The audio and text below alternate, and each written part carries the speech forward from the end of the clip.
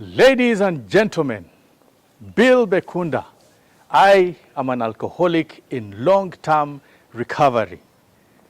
At a certain point in my life, I was in a rehabilitation center getting help, a place exactly like this one, Safe Places Uganda Treatment Center. But this today is where I am going to be talking with the head of the place, the executive director, Janet Kantalama, Katana, who is going to be talking to us about rehabilitation, about mental health, and about her life as well. Hello. Hello. You're welcome. Thank you very much. I am looking for Janet Kantalama, Katana. Okay, you're welcome. Kindly have a seat, and I'll let her know that you're here. Thank you very much.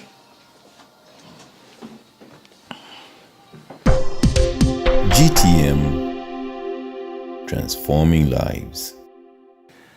Hello everybody, and welcome to the Bekunda world of behavioral health. Here we talk about the things nobody talks about in detail, and most especially we are going to talk about things as we understand them. Thank you for joining us here on GTM. You are most welcome. And today, my very first guest, the very first guest on the Bekunda World program, I am privileged to introduce you to Janet Katana. Hello, Janet. Hello, Bill. How are you? Good, how are you? I am privileged to I am honored to host you. Actually, the honor is mine. You know, Yes. It's a pleasure to be here and to share with you and the viewers that are going to watch this behavior change show. I think it's mighty and it's amazing that I'm here. Yes, and there is a lot that we shall talk about. Hopefully time will allow us, but if it doesn't allow us, we shall have more time. So let me get straight into it. Yes, please. Janet, Yes, please. who are you? That's a nice one, eh? Yes. So my name is Janet Kantalama Katana. I am a psychologist by training. I am a mother of 4, biological and 2 non-biological, that is 6 in total. I am a wife, of course, to a man Yes. with Mr. Katana. I love mental health and I love the girl child. By designation, I'm the executive director of Safe Places Uganda. Safe Places Uganda is a private neurological, mental and addiction treatment hospital with where we are here in Chambogo, as well as a new patient center in Bujuko. And overall, I love serving humanity. So I think that is who Janet is. And I can be more to, because I believe in being limitless. So Yes. I am more than just that Janet that you've seen, given different circumstances. Thank you, Bill. Yeah, definitely, and I have experienced that, but that will come later. So now we know who you are, Yes. but those things you've said, neurological, they might not be exactly things that we're able to understand very well. Yes, please. Yes? Yes. Before you explain, Yes. why did you take interest in all these things that you mentioned? Okay. So what I am doing is actually treatment and support of people who have mental health challenges. Not only mental health challenges, but life challenges, changes that people have not fully understood, changes of individuals and organizations, okay? Development challenges of people, working with people through their perceived hold-ups in life. That is what we do at Safe Places. How I got into it is while I was in high school, there was a session on career guidance. And they told us about the different courses that you can do that are people-related. I knew I wanted to do a people-related course from the beginning. I think it comes from my background of where I was raised because we were very many people. We grew up in an extended family, so maneuvering, getting around the different personalities became interesting. And I figured that I would do well if I understood people. So I wanted a field where I can understand people. So when I got to know about psychology, by then it was organizational psychology. So I said, let me get to know about people in the workplace. I enrolled at the university, and when I got into it, I loved it. I loved it thoroughly, that it showed in the way I participated, Your and performance. yes, and everything. Yeah. And it came naturally to me. I understood the different aspects that we were learning, from the basics, neuropsychology, personality, to that different specialized areas as well. So while I was there, I actually continued loving psychology. But while I was there as well, of course, with psychology and being in Uganda, there are questions of what are you going to do? What are you going to do with the psychology? Are you going to read my mind? When someone say you're in psychology, Yes. are you going to read my mind? That is the Yes. first question that comes. Of course, there were fears of because you have to, when you study, you need to have gainful employment. Yes. So, but then you don't know, because people don't understand that discipline well. You don't know where you will get that source of sustenance.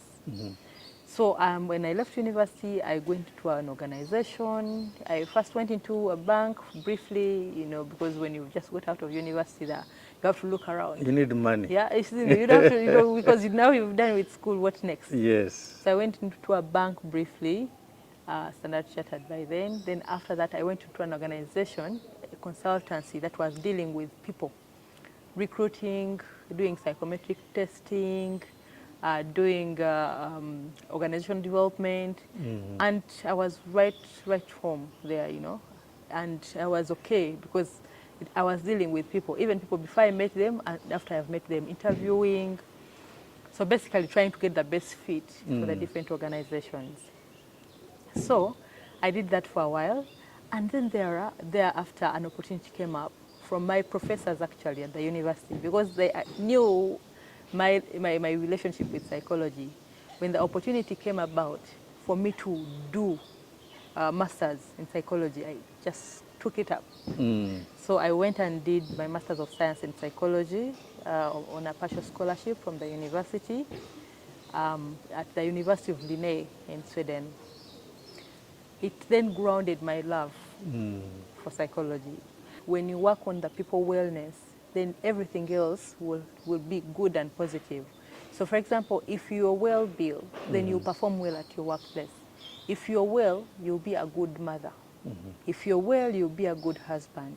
If you're well, you'll be a good individual yourself, a kind and good individual yourself.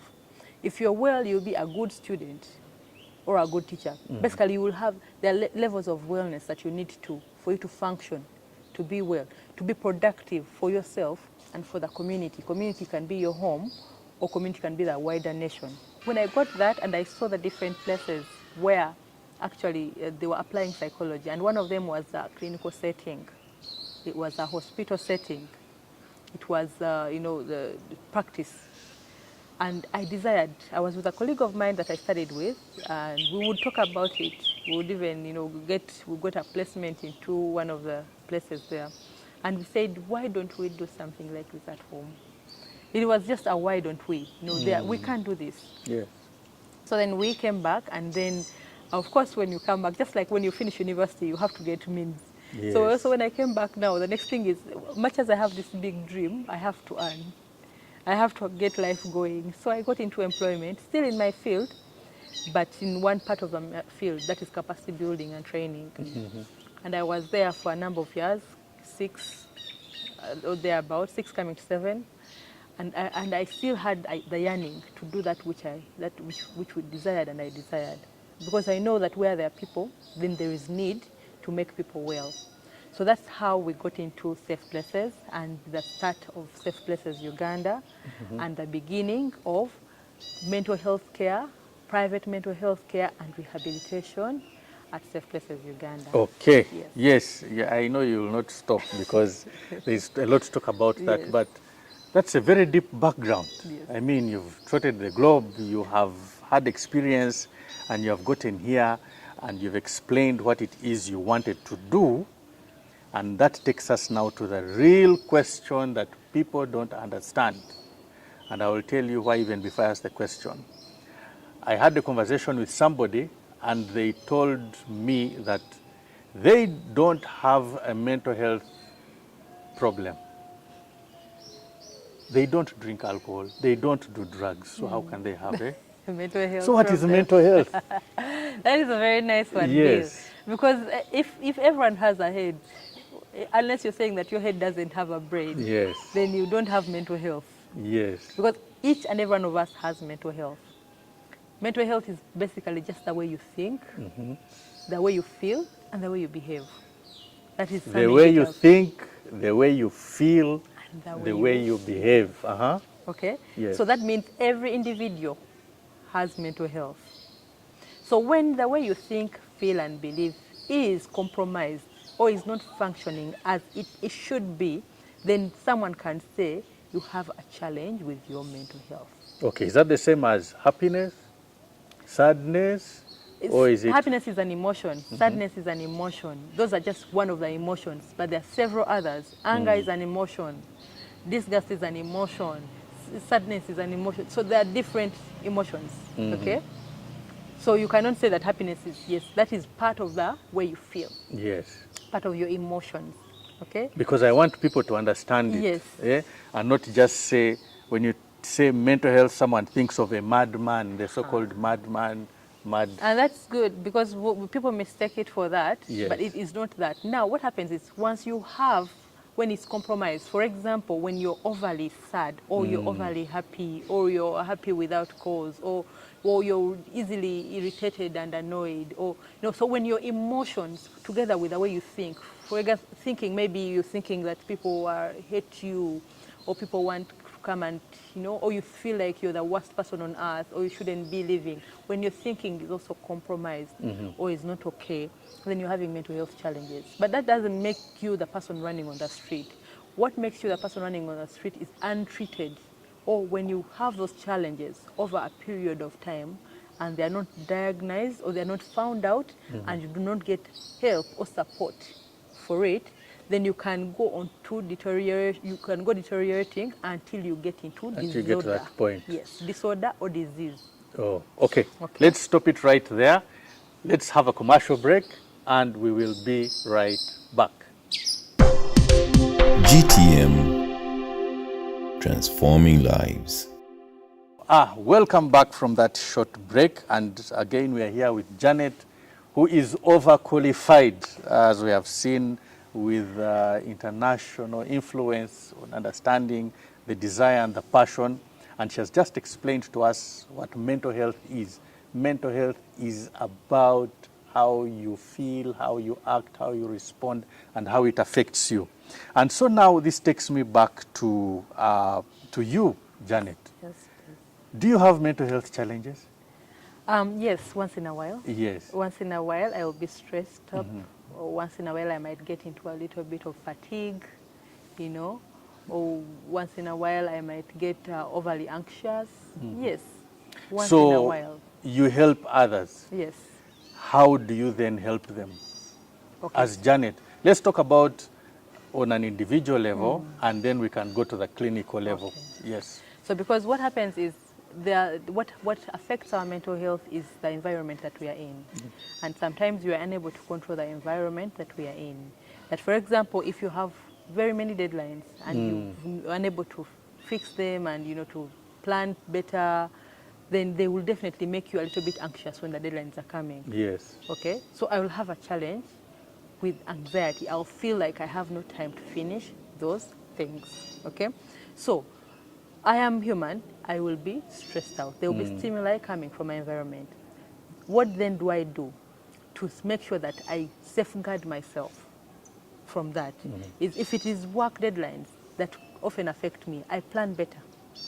I plan better and I take on that which I know is sufficient or I can manage within that period of time. That comes with me saying no to work that I ought to be doing, which is quite difficult for some some people to do. But once you know that it will eventually come to you and then stress you and affect you, then you have to find ways to stop it, isn't it? Yes. So that is just one example. Okay. So you plan better, you schedule yourself better. So like that for on the road, yes. so you don't have road rage, we So talk road about a lot. rage, so like exactly. You leave earlier. You leave earlier if it's a traffic that is going to stress you. Yes. Okay. If it's something that you can't control, you have fallen into this traffic, you have no option. Then you talk yourself out of the emotions that are going to override you. Say, I did not cause the jam. I was up on time, up early on time. I cannot control every aspect of my life, but I can control how I'm going to react in this situation. Thank you. Okay. In other words, you're saying stay in your lane and listen to what she's saying. Yes, please. So that is the thing. At the end of the day, that you should be able to have internal locus of control. You as an individual should be able to plan and to equip yourself with the tools that will mitigate the things that are going to stress you out or to cause you poor mental health. Yes. Things like not sleeping well. So if you know that if you're going to sleep late watching football up to 2 and the next day you'll be irritable, what then can you do about that football?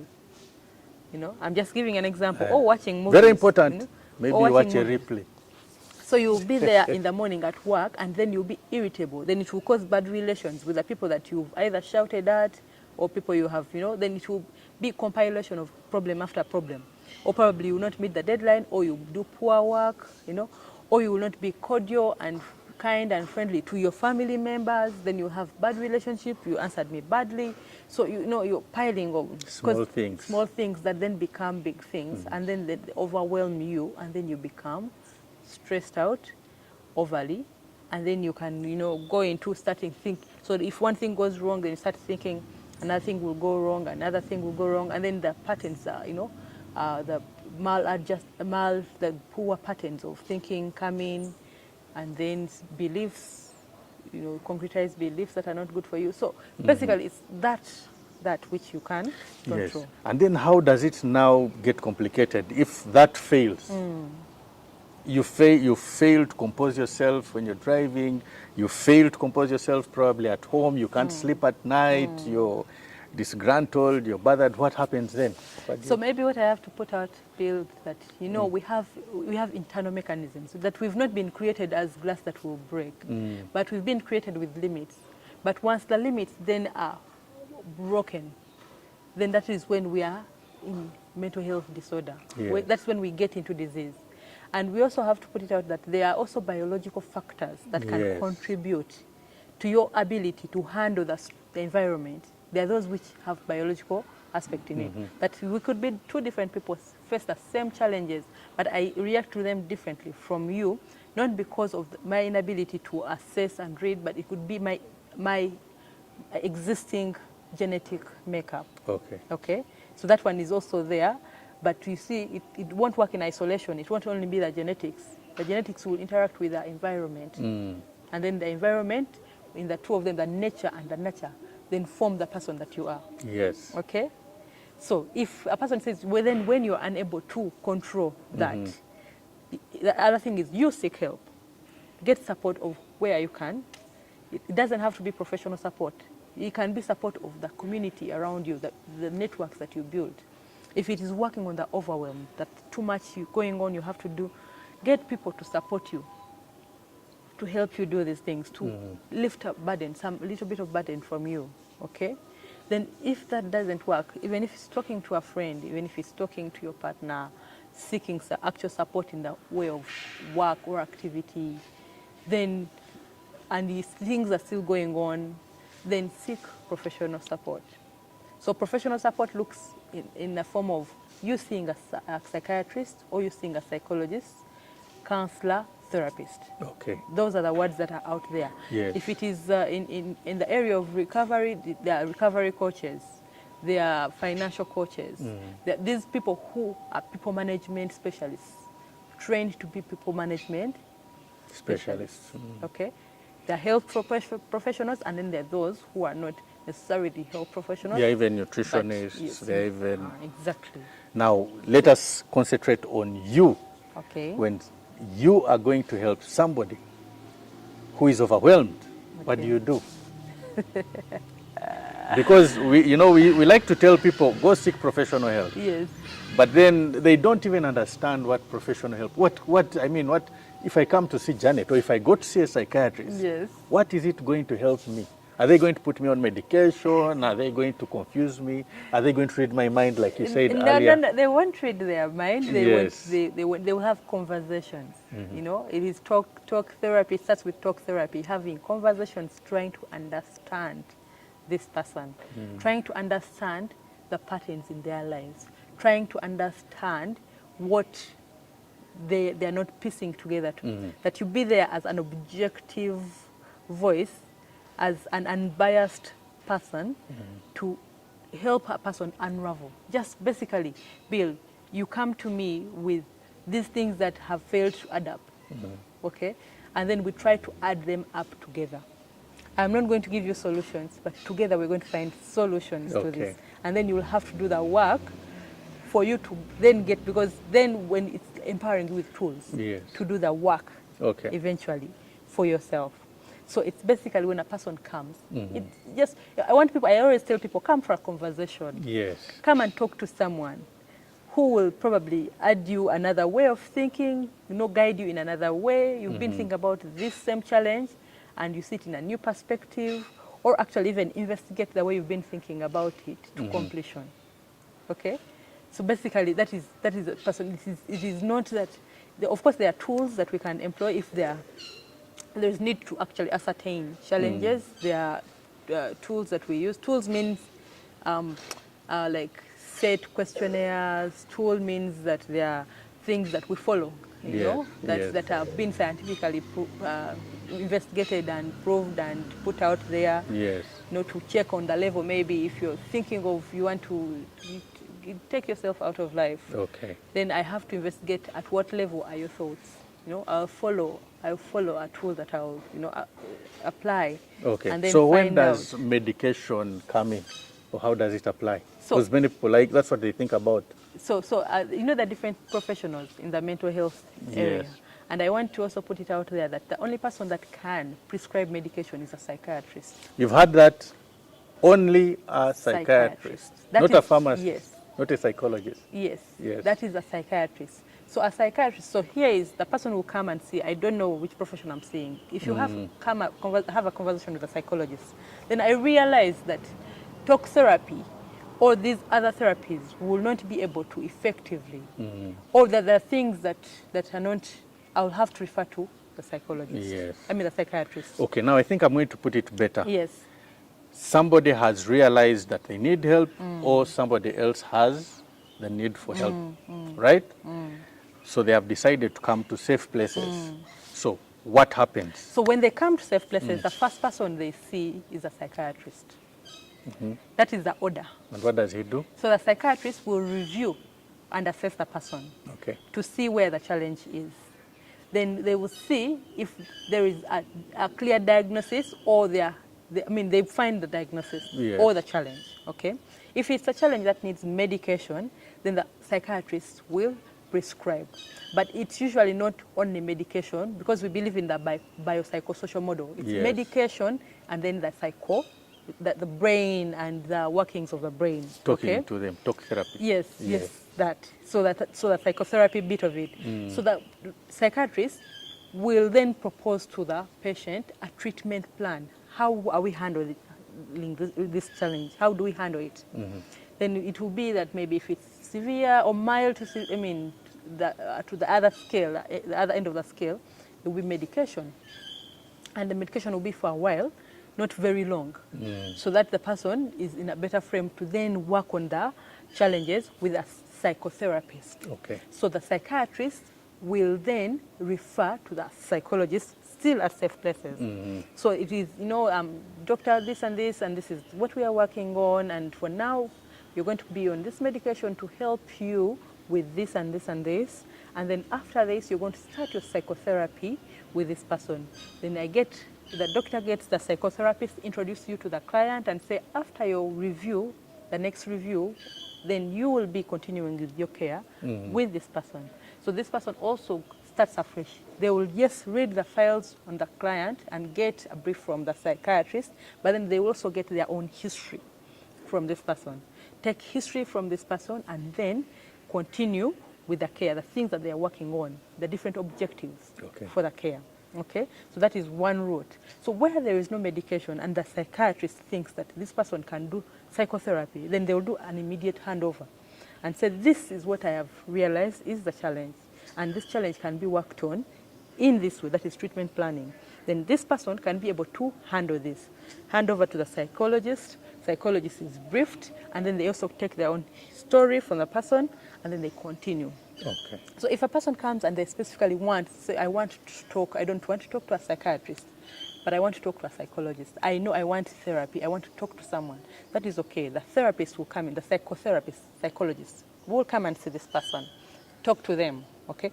So along the way, if the psychotherapist or psychologist realizes that this person needs medication and support, more support than what we can offer in CBT, in the different EMDR, the different psychotherapy models they use, and they need medication, that the person will say, you know what, at this point we need support of a psychiatrist.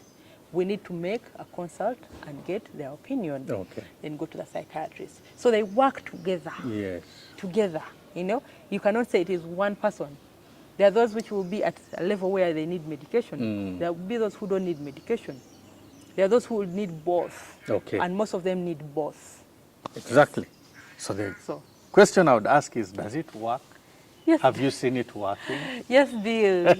We wouldn't believe and work this hard if we did not know that it actually works. Yes. It definitely works. And the help and their testimonies, people have got growth, people have got healing from seeking help. You know? And I would be part of those testimonies, because even in my recovery and working with you, I have found more healing through trying even to heal others. You're trying to heal others, and also, but you've also seen. But I've seen. And you've also got calls. Exactly. And you've also seen people actually come in one form, walk out in a different form, and live their lives in a different form. It works. And therefore we say, if your car engine starts making a sound, look for the mechanic.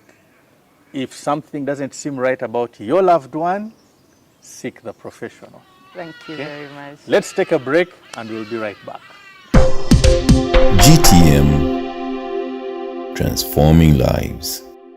Time is never our friend, but we always give you what must. And in the next episode, when we invite her back, we shall be finding out how do we know that a person is unwell, what can we do about it, etc., etc. So give us your parting shots, Janet.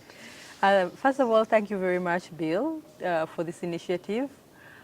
Thank you for inviting me to speak about something that I'm very passionate about, and I look forward to that. If we can create more awareness about wellness, mental wellness out there, then we can have a very productive population, we can have a developmental population, we can have healthier homes and healthier individuals, okay? Starting with the individual. So for me, my takeaway is, if you are not sure what is happening to you, please get help. And if you can, in any way, capacity, support someone else who's struggling, support them. And overall, you need to be kind. You need to be kind. Because we know that most of it comes from the stressors, the harshness out there. So if you can be a safe space, you as an individual, wherever you are, you be that safe person for another person, or create a safe environment for another person, then we'll be having a healthier and more productive Uganda. Thank you very much. I'll be honored to be invited, and I'll be here. I'm at your call anytime, sir. Thank you. And I believe even just from listening, some of us have gotten therapy from just this segment. Until the next time, you are most welcome, and see you on the next episode. Thank you.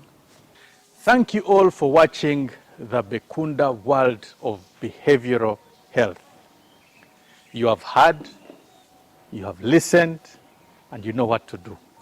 For more information, follow us on our social media handles. I am Bill Bekunda.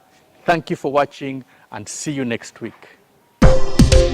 GTM, transforming lives.